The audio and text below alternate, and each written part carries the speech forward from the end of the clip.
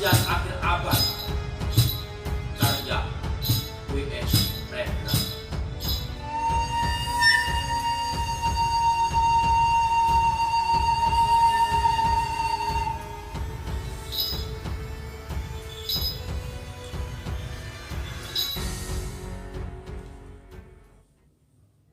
Ratap tangis menerpa pintu kalbuku. Bau air darah mengganggu tidur malamku. Oh, Tikartafakur.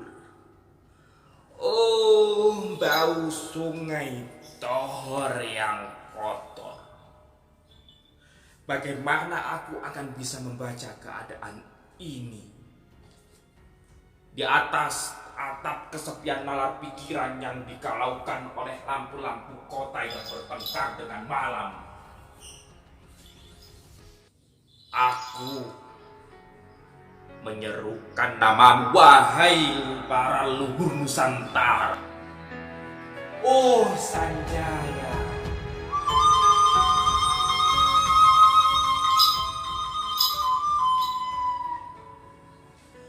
leluhur dari kebudayaan tanah. Oh Purnawarman, leluhur dari kebudayaan air.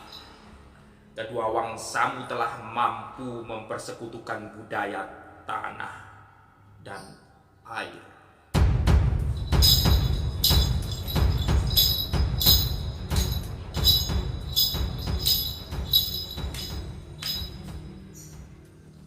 Oh Resi Kutaran, oh Resi Nirarta, empu-empu tampan yang penuh kedamaian. Telah kamu ajarkan tatanan hidup yang aneka dan sejahtera yang dijaga oleh Dewan Hukum Adat. Oh, bagaimana mesti aku mengerti bahasa bising dari bangsaku ini. Oh, Kajau Lalido, bintang cemerlang tanah putih. Negarawan yang pintar dan bijaksana, telah kamu ajarkan aturan permainan di dalam benturan-benturan keinginan yang berbagai ragam di dalam kehidupan. Adil, bicara, rapang, dan wahyu.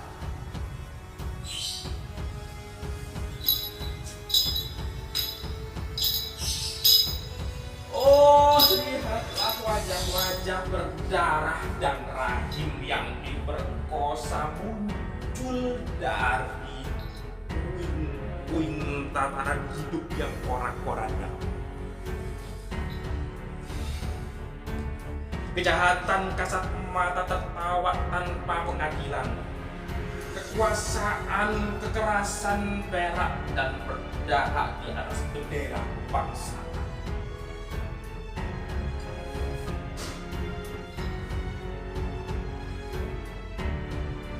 Oh, anak cucuku di zaman sibernetik.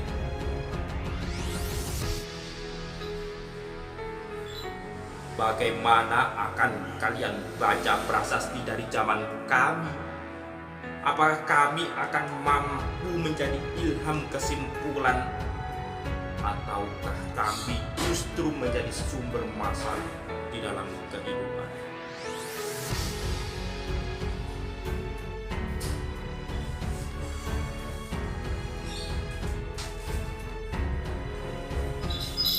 Dengan puisi ini aku bersaksi bahwa rakyat Indonesia belum merdeka. Rakyat yang tanpa hak hukum bukanlah rakyat yang merdeka. Hak hukum yang tidak dilindungi oleh lembaga pengadilan yang mandiri adalah hukum yang ditulis di atas air.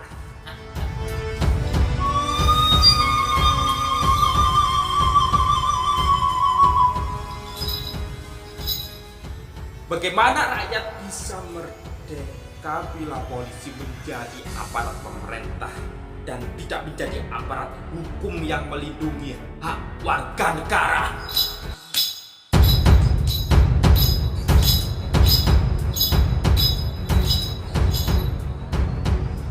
Bagaimana rakyat bisa merdeka bila birokrasi negara tidak menjadi aparat rakyat, melainkan menjadi aparat pemerintah yang berkuasa?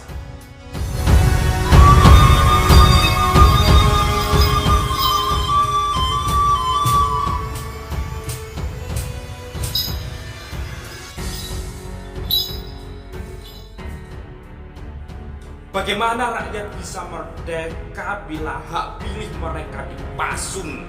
Tidak boleh memilih secara langsung wakil-wakil mereka di Dewan Perwakilan, dan juga tidak boleh memilih secara langsung camat mereka, bupati mereka, wali kota mereka, gubernur dan presiden mereka.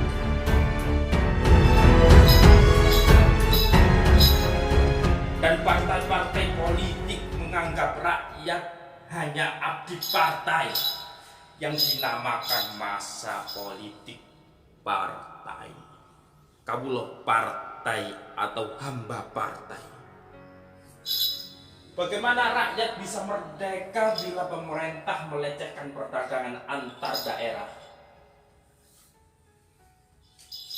dan mengembangkan merkantilisme denlos sehingga rela menekan kesejahteraan buruh, petani, nelayan, guru, dan serdadu berpangkat rendah.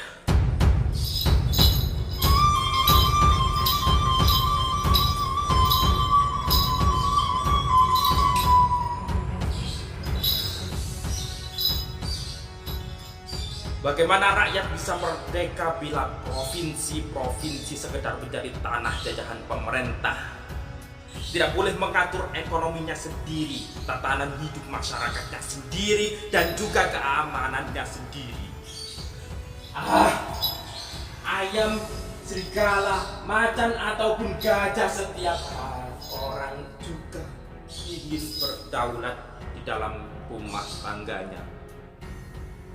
Setiap penduduk ingin berdaulat di dalam kampungnya, dan kehidupan berbangsa tidak perlu merusak daulat ke daerah.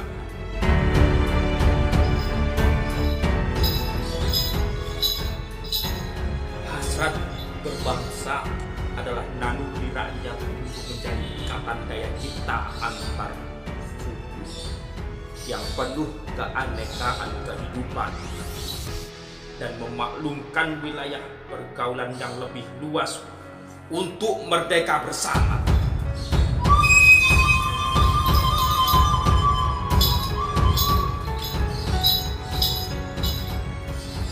Tetapi lihatlah selubung kabut saat ini. Penjajahan tatanan uang, penjajahan modal, penjajahan kekerasan senjata, dan penjajahan oleh partai-partai politik yang merajalela di dalam negara.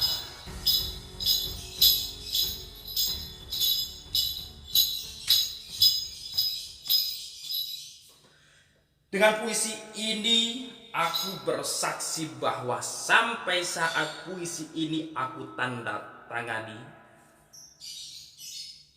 para elit politik yang berkedudukan ataupun yang masih di jalan tidak pernah memperjuangkan sarana-sarana kemerdekaan rakyat. Mereka hanya rusuh dan gaduh memperjuangkan kedaulatan golongan dan partainya sendiri.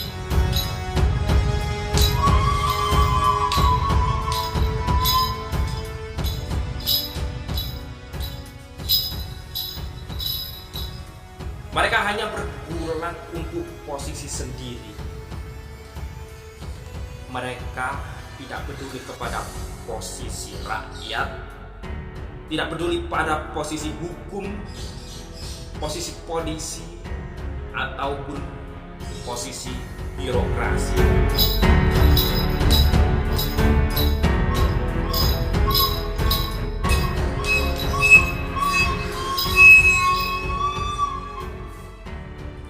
Dengan bijak, mereka akan mendaur ulang malapetaka negara yang telah terjadi. Oh, Indonesia, negara yang kehilangan makna. Rakyat yang sudah dirusak tatanan hidupnya berarti sudah dirusak dasar peradabannya. Dan akibatnya dirusak pula kemanusiaannya. Maka sekarang negara tinggal menjadi peta. Itu pun peta yang lusuh dan hampir sobek.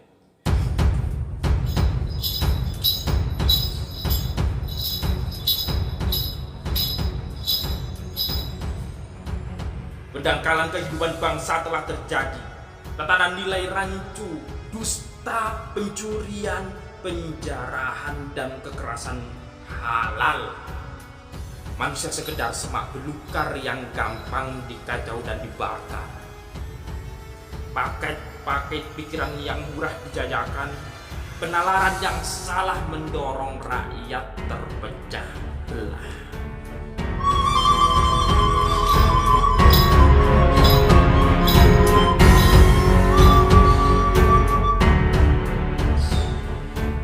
Negara tak mungkin kembali diutuhkan tanpa rakyatnya dimanusiakan.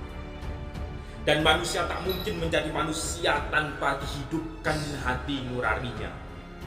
Hati nurani adalah hakim adil untuk diri sendiri. Hati nurani adalah sendi dari kesadaran akan kemerdekaan pribadi. Dengan puisi ini aku bersaksi bahwa hati nurani itu meski dibakar tidak bisa menjadi abu. Hati nurani senantiasa bersemi meski sudah ditebang putus di batang. Begitulah fitrah manusia ciptaan Tuhan yang Maha Esa.